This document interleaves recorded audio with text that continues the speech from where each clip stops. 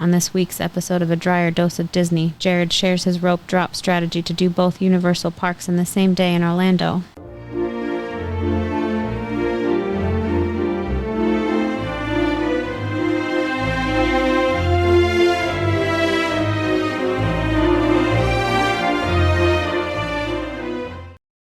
Welcome to another episode of A Drier Dose of Disney. I'm your host, Jared Drier, and today we've got your rope drop episode for Universal Orlando.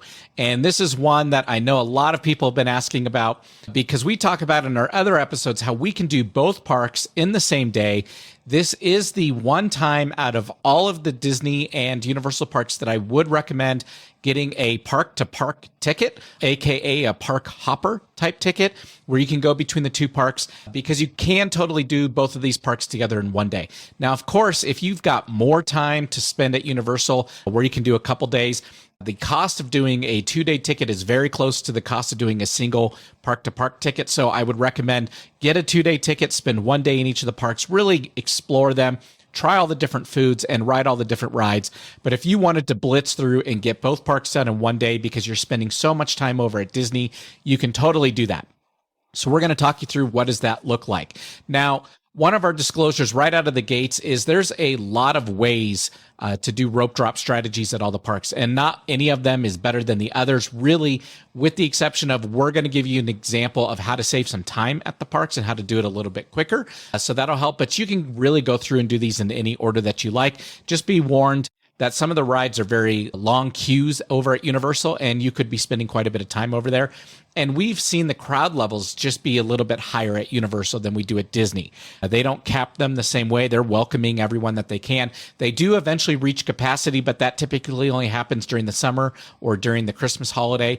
So outside of that, you're not going to really run into the capacity level things that you would over at Disney where the park is fully booked. But at Universal, there are no reservations, so you can pretty much go whenever. Since this is part of a series, this is our 5th episode of Rope Drop out of a total of 8 total episodes, because next we're going to be going over to the West Coast and covering the Anaheim Disney parks as well as Universal Hollywood.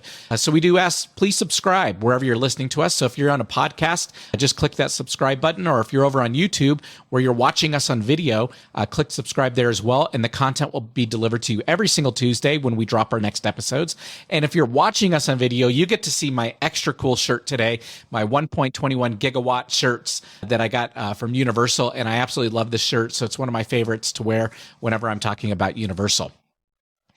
The most important thing that you want to be thinking about when you're doing rope drop is you want to be thinking about what's the most important attraction that I need to ride today? Are my kids big Harry Potter fans? Or are they big Marvel fans? Or is there a certain movie that they absolutely love? For example, when our daughter was younger, she absolutely loved E.T. And in fact, we named our miniature schnauzer here Gertie after Drew Barrymore's character in E.T. because of how much my daughter loved that movie.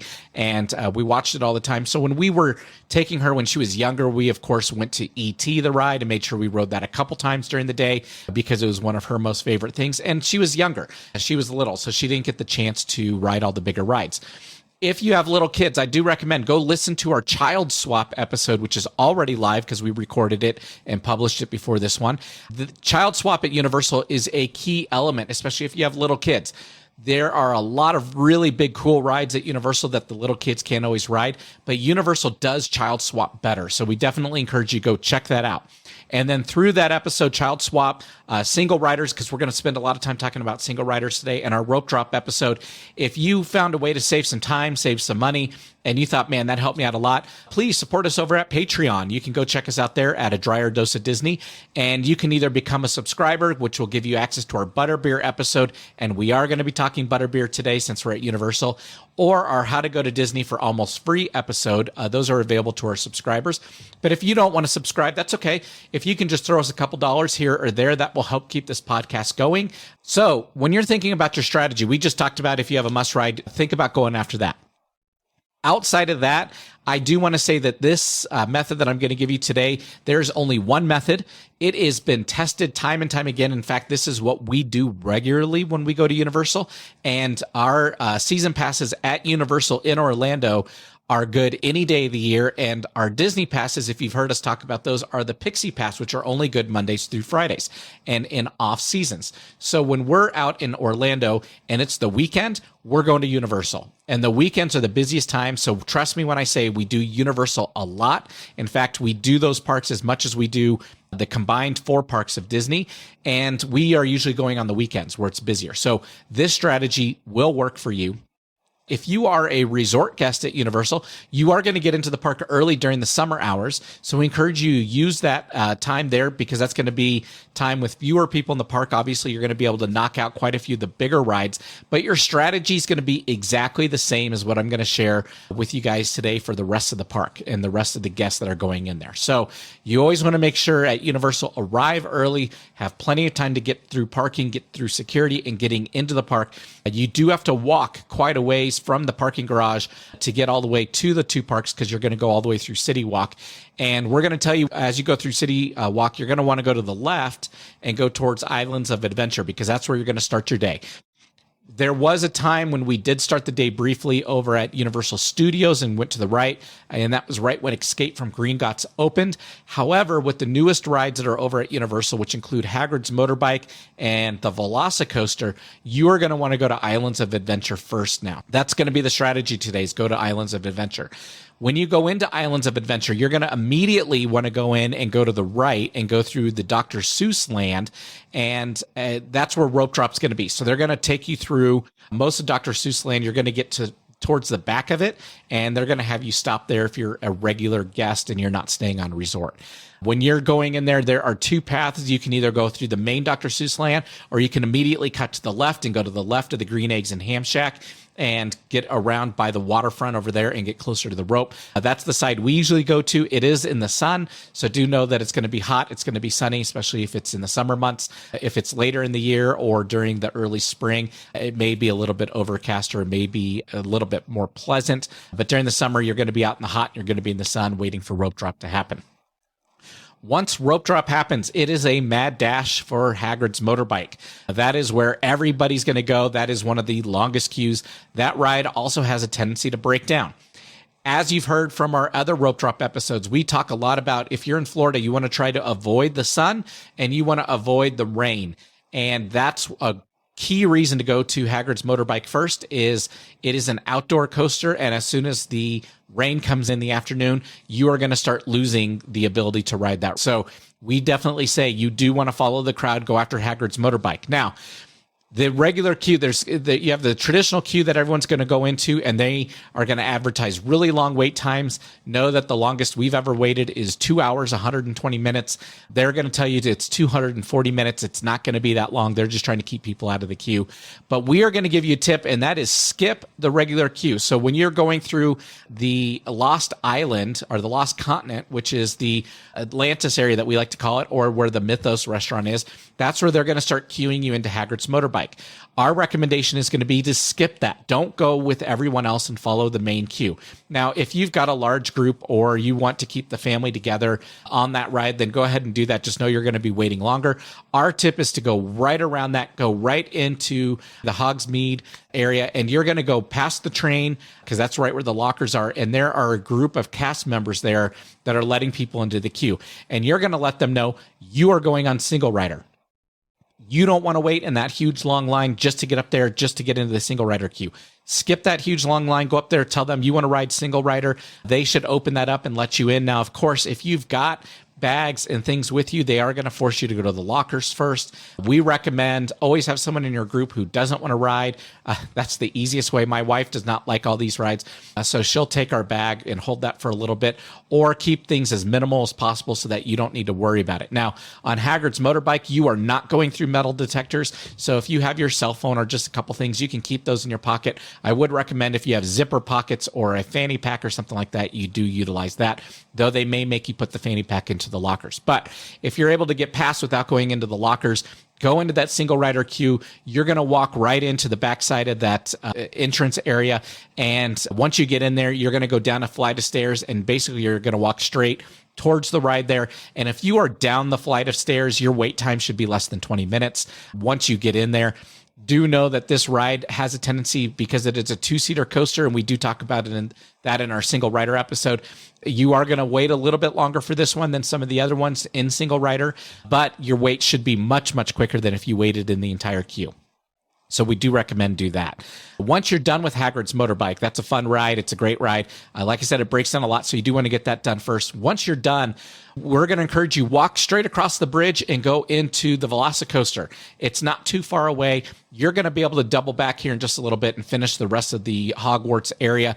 But you do want to go do the Velocicoaster, because that ride will get to an hour-long wait or longer during the day. And you want to get there as quick as you can, because everyone's gone to Hagrid's Motorbike. That's the majority of the queue is backed up right now. So go over to Velocicoaster. And again, they have single rider. And this single rider does move quicker than Hagrid's Motorbike. So we do encourage you to go in there. But as you go through, there are lockers for single riders, and those are built into the queue. So they actually make it a lot easier on the single riders over there than they do over at Hagrid's Motorbike, where you have to do it outside of the queue. So go do Velocicoaster, knock out that ride. That is my favorite ride in the park. That is by far the best coaster in the park, and get that one done. As soon as you're done with Velocicoaster, come right back over that bridge back into the Hogwarts area. And I'm going to tell you, go now to the Forbidden Journey. So Harry Potter's Forbidden Journey, which is in the Hogwarts Castle. Go in there. They do have single rider there as well. Usually the queue early in the morning is going to be less than 10 minutes. So if you get there and it's less than 10 minutes, feel free. If you want to wait in the normal queue, you can. We like to go in to do single rider just because you're going to walk right to the front of the line and you're getting on one of the next ride cars right then. So that's a fun ride. Now, I do get motion sickness, and so that's one, depending on how I feel, after the two coasters in the morning, I may skip that one and go into the child swap room and wait for my daughter to come off, because it's her favorite ride because she loves Harry Potter. But you can go do that either way. We will have an episode on motion sickness at the parks and how to handle that and the best tips and tricks to get around it. So definitely tune into that if you get motion sick. But Harry Potter's Forbidden Journey, you're going to want to knock that out. Now, when you come out, right in front of you is the Flight of the Hippogriff. That is a small scale coaster. It's a fun, more kid type ride. So if that's one you want to do, I would say now's the time. Go ahead and knock that one out, just because you're going to get out of this area and you're probably not going to return to it unless you come back later in the day. So knock out Flight of the Hippogriff. If you're going to skip that, or as soon as you're done, this is the time. Grab Butterbeer's our favorite drink. It's got carts all over the Hogwarts area there. So grab a butterbeer and then walk back across that bridge back over towards Jurassic Park Island. And when you get over there, you've already done the Velocicoaster, so you're going to skip that. You're going to go right into the Jurassic Park River Journey ride and go ride that. You're not going to get super wet on it. You will get splashed. There are a couple parts where you may get sprayed with a little bit of water from some of the dinosaurs, but that's a great ride. But typically people don't come off soaked. So we encourage you definitely do that one.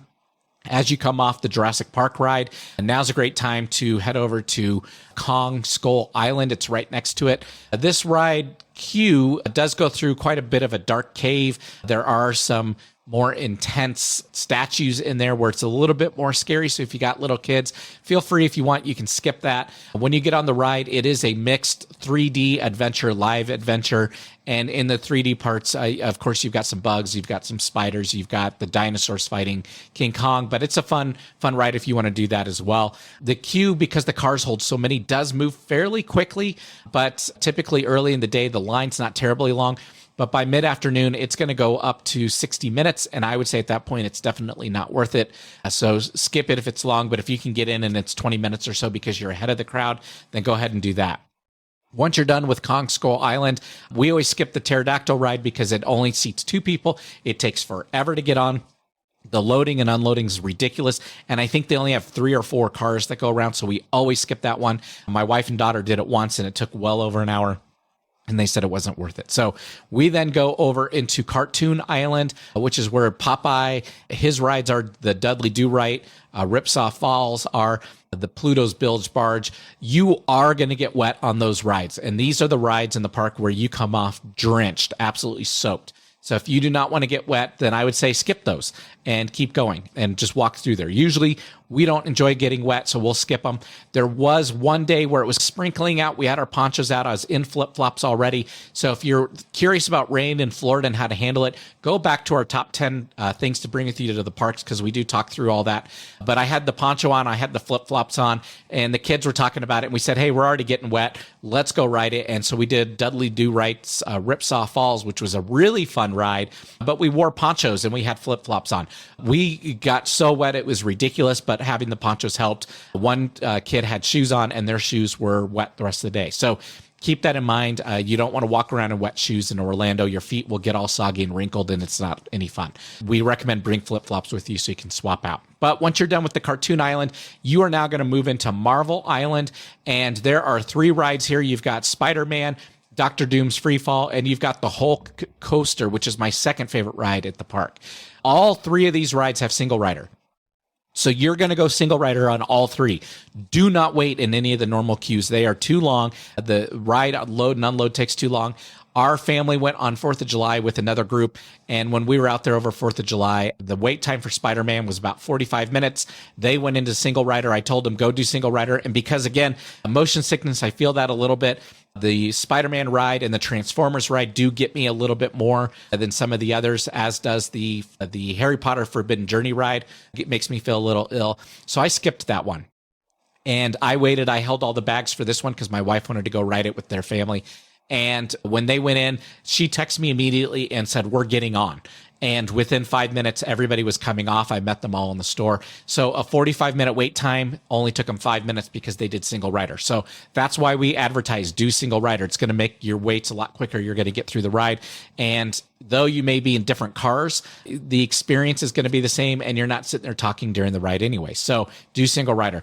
When we came off, they went and did Dr. Doom's Freefall. That took about 5 or 10 minutes. And then we went over to do the Hulk. When you go to the Hulk, we talk about this on our single rider episode. You can see the single rider queue goes up a flight of stairs outside of the building. So you want to look at that set of stairs to see if there's people out there. If there's not very many people out there, they're up on that top landing, or if they're all the way inside the door, your wait time is going to be like 10 minutes. So go do single rider on the Hulk, get that ride done. That's a great ride. The queue on that is terrible. It's boring. It's long. It takes forever. So you definitely want to do single rider there. As soon as you're done with the Hulk, you have a decision to make right now, okay? And actually, you've got 2 decisions to make. So first decision is, do I have little kids with me who want to ride all the Dr. Seuss rides? If so, now's the time. Go over into Seuss Land because you've come full circle, and now's the time to do Dr. Seuss Land. All the rides over there, the wait times are usually 5 minutes at the most, just because not many people go into that part of the park. And you're going to be able to do the Cat in the Hat, 1 fish, 2 fish, red fish, blue fish, and then they also have a carousel. So you can go do the 4 rides over there. We do recommend the green eggs and ham. That's a great little treat over there as well if you want to grab those. But you can do Seuss Land. If you're not going to do Seuss Land, now's the time to plan to go over to the Universal Studios park. And you have the decision to make of, do I want to take the Hogwarts Express or do I want to walk over? And I will tell you, I've done the Hogwarts Express probably 20 times. It's cool. It's fun. You have a little video show that happens in there. I can tell you that the wait time is usually 30 to 45 minutes. That loading and unloading the cars takes about 10 minutes each time. And that includes yourself when you're getting on and going. The ride itself takes about 8 minutes or so to get over to the other park. And then when you come off, then you have to walk all the way back out. So my thought is, unless the wait time's less than 10 minutes or about 10 minutes, I'm going to skip it, and I'm just going to go right out the front of Islands of Adventure, walk over in front of the Chocolate Emporium, which is one of the best restaurants at City Walk. So listen to our episode on restaurants at City Walk to find out more about the Chocolate Emporium. You're going to walk in front of Hard Rock Cafe, and you're going to get over into Universal Studios. By walking around, it's only going to take you about 5 minutes versus going all the way back into the park, getting on the Hogwarts Express, waiting in the queue there, and taking the time. We think it's a lot quicker just to walk over. When you walk over, I'm going to tell you, if you're going in the front gate, The next thing you want to do is you want to check the time, and you want to check to see when the Bourne stunt show is. And the reason is that is one of the coolest, most advanced technological shows I have seen in my entire life. It is so impressive. My wife and daughter were even like, man, that was amazing. That was one of the best shows. So check that Bourne show to see when that is, because that's right in the front of the park, right there when you get in. And if there's a show coming up, we recommend definitely go do that and go knock that out, just because it's amazing and it's totally worth it. Once you're done there, you're going to go counterclockwise through this park as well. So we recommend head over to E.T.'s Adventure. E.T. is usually a pretty short wait. You can usually get right in, but that's a very nostalgic ride for myself. I love the movie. So does my family. Of course, we talked about that earlier. So go do E.T. And then when you come off, you can go towards Simpsons Land. We recommend, again, food-wise, grab a Big Pink. Those are cool donuts. They've also got great food over there in Simpsons Land and a lot of variety of food. And we'll talk about that on our food episode. But if you want to do the Simpsons ride, you can. Again, that's one that makes me motion sick. So I skipped that one. But then after that, we go back and do Men in Black Alien Attack. That one also has a single rider line. That single rider line is very quick. In fact, the longest I've ever had to wait in it is about 5 minutes. So we do recommend go do Alien Attack through single rider. And then once you're done with that, now you're going to go over into Diagon Alley. You're going to do this part of the Harry Potter world. And there is only one ride in there, and that is Escape from Gringotts. That is a must ride. And that one also has single rider. So we're going to tell you, go do single rider there. In fact, on our last trip over there to Universal, my daughter and I did that ride a couple times. And one time when we went into single rider, we walked right on. We walked all the way through, right up the steps, and we were the next two people in line, and they were loading cars right then and took us onto two different cars. And we were able to ride it immediately without any wait at all. Single rider is definitely the way to go on Escape from Gringotts. We then tell you, grab another butterbeer because you're going to want another one. Explore that area. You've got Nocturne Alley, you've got Diagon Alley. Check out all the stores there. But when you come out of the Hogwarts area, your next area over there is going to be the Fast and Furious ride. You have Transformers. Transformers also has a single rider queue, so do that, just like the Spider-Man ride. And then once you're done with that, you've got the Minions, you've got Jimmy Fallon's Escape from New York, and the Rip Rocket roller coaster up there. And you're going to knock those out. Once you're done with all that, it's probably now late afternoon. You've probably used up the majority of your day, but you were able to pretty much ride every single ride in the park. Hopefully you didn't have too long of a wait time. I will say things like Fast and Furious, if it's more than about 30 minutes, we're going to skip that ride. It's just you're on a big bus and you're watching them race and you're trying to escape bad guys. It's a pretty quick little ride there. But for the most part, you've done the entire park. If there are other shows you want to see, we encourage you. There's the Animal Actors Show. That's a good one. The horror makeup in a special effects show is really cool. You can see that as well. So check out the show times. And then they've always got different things happening in the Harry Potter land. So if you've done all of Universal Studios and there is still time and you want to ride more, we have for you our I Can Do This All Day tip of the day. Now is a great time to go back and do the Hogwarts Express back over to Islands of Adventure. And the reason is later in the day, fewer people are doing it. They're done for the day. They're leaving out of the front of the park. That line gets shorter as the day goes on. So it's a great time to do it at that point in the day if you want to go back to Islands of Adventure and ride some more. I will say throughout the Universal Orlando Park, there are tons of great foods. So definitely check out our food episode. You're going to want to get all those different sweets and treats and eat all of those. We're also going to tell you the best places to stop and eat as you're trying to get through your day. Universal is very different than Disney, where you're not doing a lot of reservations. There are only a couple of restaurants that take reservations. We'll talk about that more on that dining episode. But for the most part, you're going to be doing quick service and carts over at Universal just to keep going through your day so you can knock out both parks, but totally able to do in one day. We do it every single time that we go. Those are our strategies for handling Universal Orlando. We hope you have a magical vacation. Again, please click subscribe or support us over at Patreon and join us for our next episodes out on the West Coast, out in Anaheim. We'll talk to you later. Bye-bye.